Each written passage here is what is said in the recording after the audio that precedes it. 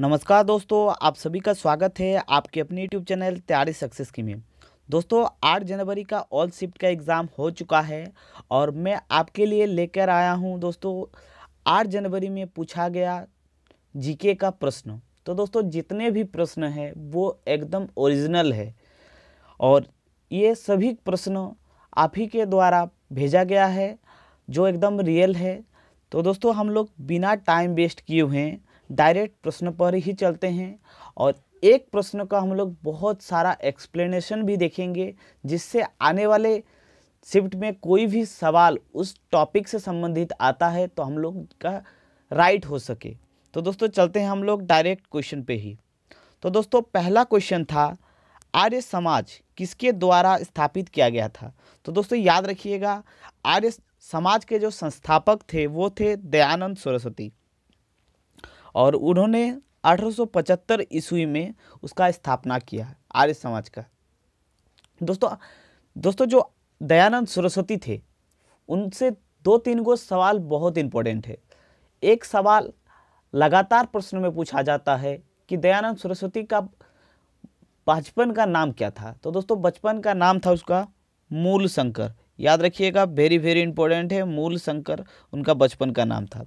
Next सवाल इसमें पूछा जाता है कि जो दयानंद सरस्वती थे उसे और किस नाम से जाना जाता है। तो दोस्तों ये तो मूल शंकर है, फिर दयानंद सरस्वती है दोस्तों, उसे और एक नाम से संबोधित किया जाता है। तो दोस्तों वो नाम है भारत के मार्टिन लूथर। याद रखिएगा, भारत के मार्टिन लूथर आप लोग राजा राम मोहन राय को मत कीजिएगा क्योंकि वो गलत है। भारत का अगर मार्टिन लूथर पूछे तो वो दयानंद सरस्वती है। याद रखिएगा, वेरी वेरी इंपॉर्टेंट।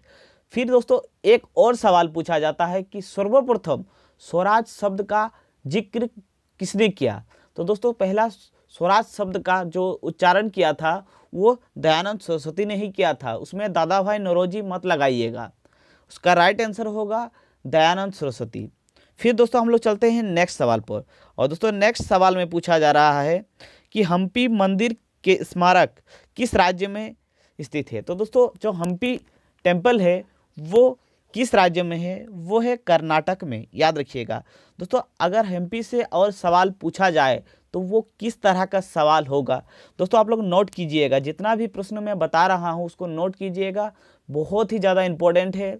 और दोस्तों अगर हम्पी से और सवाल बने तो क्या सवाल बनेगा। तो दोस्तों उसमें सवाल पूछिएगा आपको, हम्पी का जो मंदिर है उसको यूनेस्को में कब शामिल किया गया था।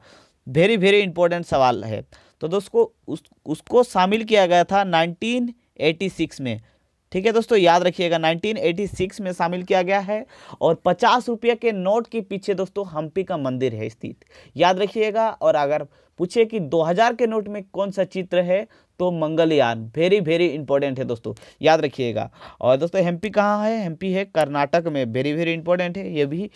नेक्स्ट सवाल है दोस्तों, तमाशा डांस फॉर्म किस राज्य में है, ये है प्रसिद्ध है या फिर ये दोस्तों इसमें बहुत तरह से सवाल फ्रेम किया जा सकता है।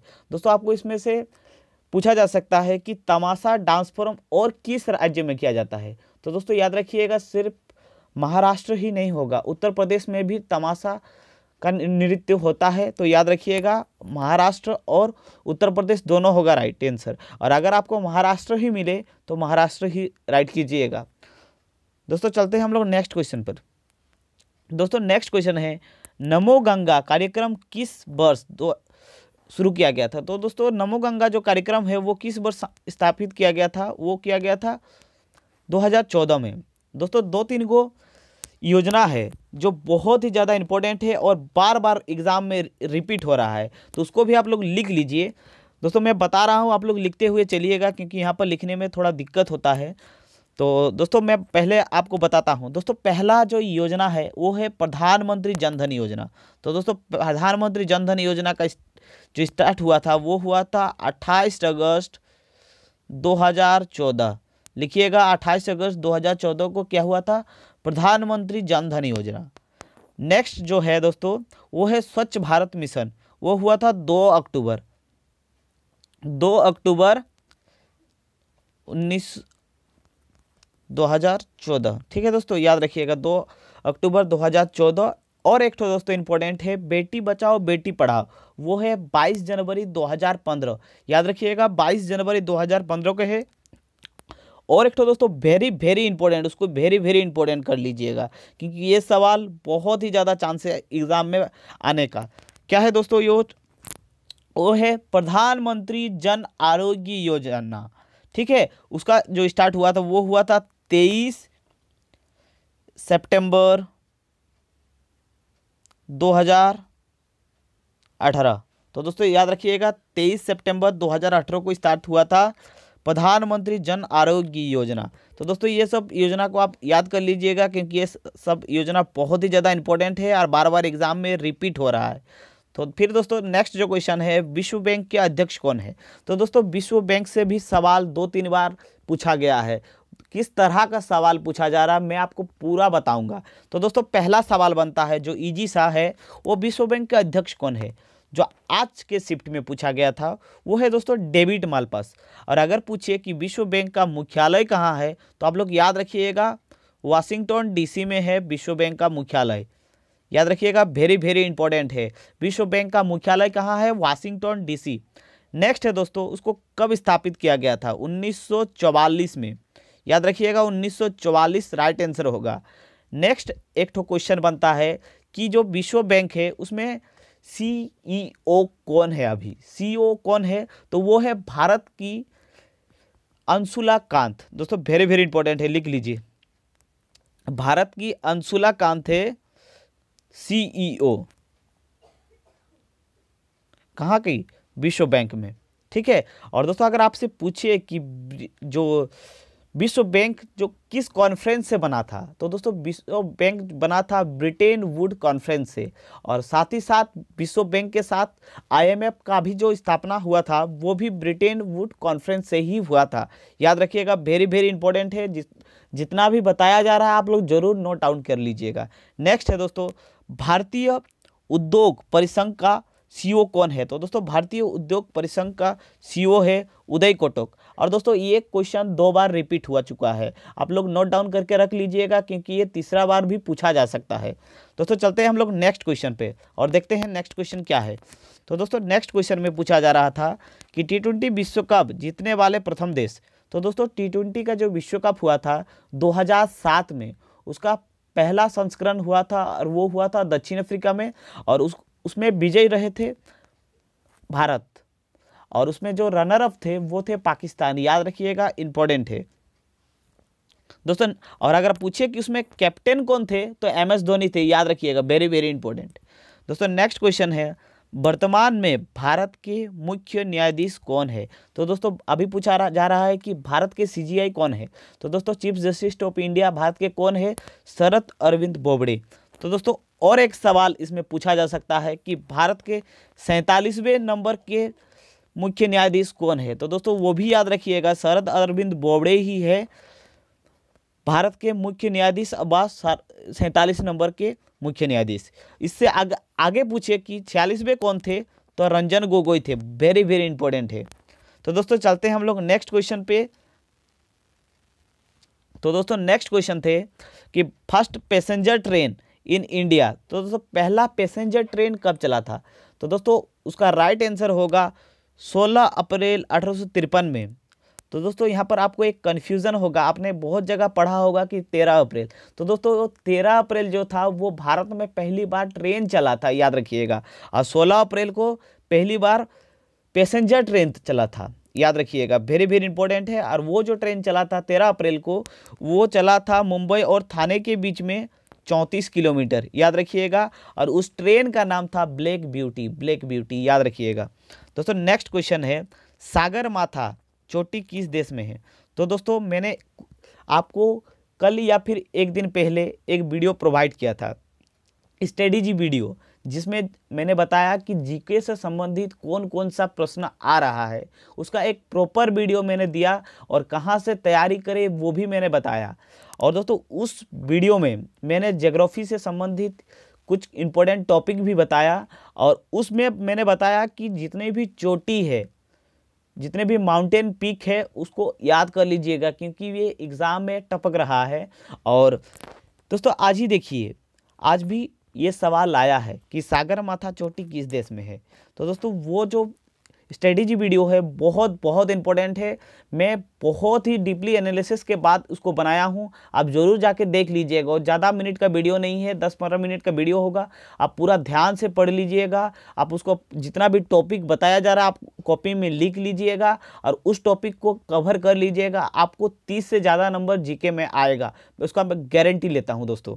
तो दोस्तों नेक्स्ट क्वेश्चन है, इंटरपोल का हेडक्वार्टर कहाँ है। दोस्तों इंटरपोल का हेडक्वार्टर है लियोन, फ्रांस में। दोस्तों इंपॉर्टेंट है, याद रखिएगा। इंटरपोल का जो हेडक्वार्टर है वो लियोन, फ्रांस में है। तो दोस्तों फ्रांस का जो मुख्यालय, फ्रांस की जो राजधानी है वो है पेरिस, याद रखिएगा। और पेरिस में ही है दोस्तों एफिल टावर।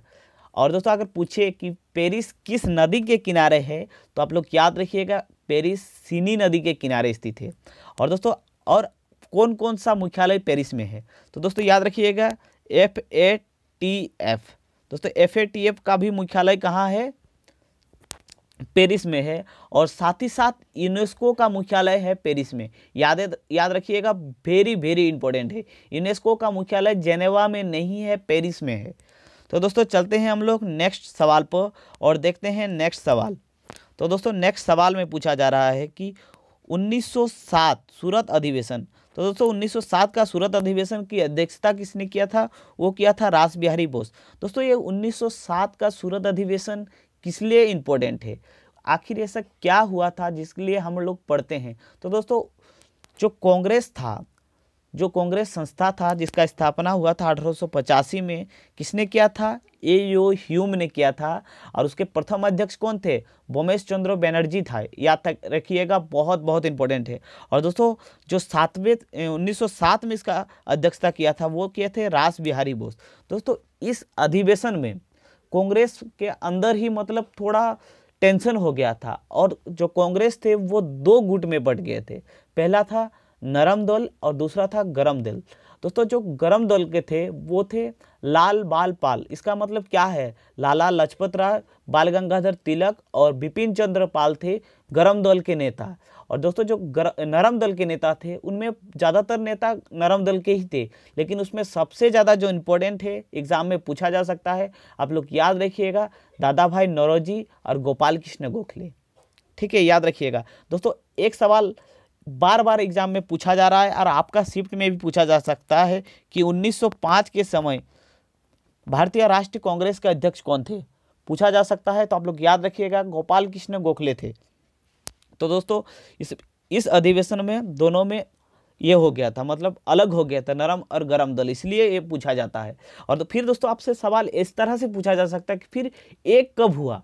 तो दोस्तों वो एक हुआ था 1916 में, याद रखिएगा 1916 में हुआ था एक।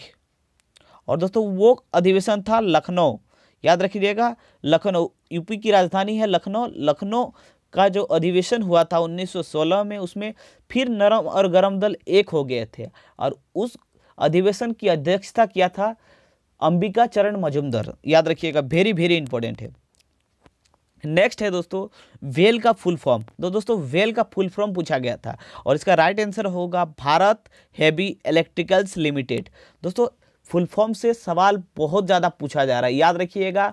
और दोस्तों हाल ही में एक सेल की ये बनी है, चेयरमैन बनी है, चेयरपर्सन, वो उसका भी नाम याद रखिएगा। सेल का चेयरपर्सन कौन बनी है, सोमा मंडल, याद रखिएगा, ये भी एग्जाम में सवाल पूछा जा सकता है। सेल का चेयरपर्सन कौन है, सोमा मंडल।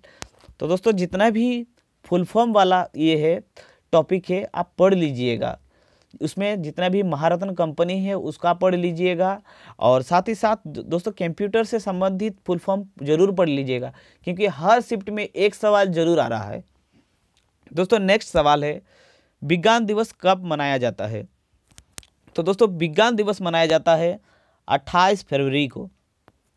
दोस्तों दिवस से संबंधित एक मैंने आपको पूरा प्रॉपर वीडियो दिया है, वो कल ही अपलोड हुआ है। अगर आपने नहीं देखा है तो जाके देख लीजिए और उसका लिंक मैं अपने डिस्क्रिप्शन में दे दूंगा। और वो वीडियो को 1 से 2 बार देख लीजिए और उसका पूरा प्रॉपर नोट बना लीजिएगा।